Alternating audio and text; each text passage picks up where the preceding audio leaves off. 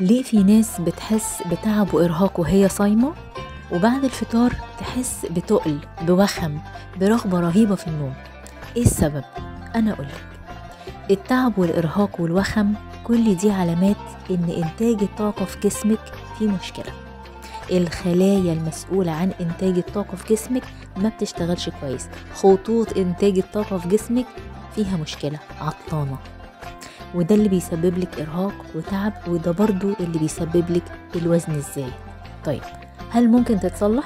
هل ممكن ترجع خطوط الطاقة دي تشتغل تاني بكل كفاءتها وتبقي نشيطة طول اليوم سيان انت صايمة أو بعد الفطار؟ ينفع. إزاي؟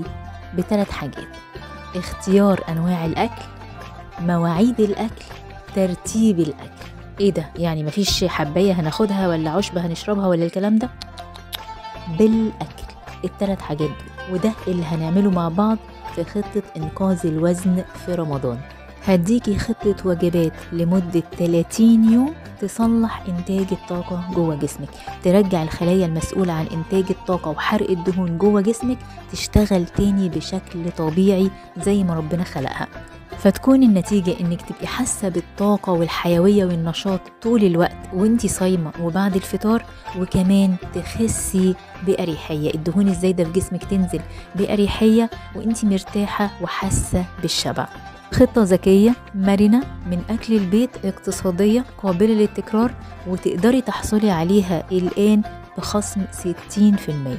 رمضان فرصة، استفيدي بيها، اخرجي منه بصحة أكبر ومقاس أصغر. جاهزة تستفيدي برمضان؟ لو جاهزة اكتبيلي في الكومنت جاهزة وهبعتلك التفاصيل. وكل سنة وانتي طيبة.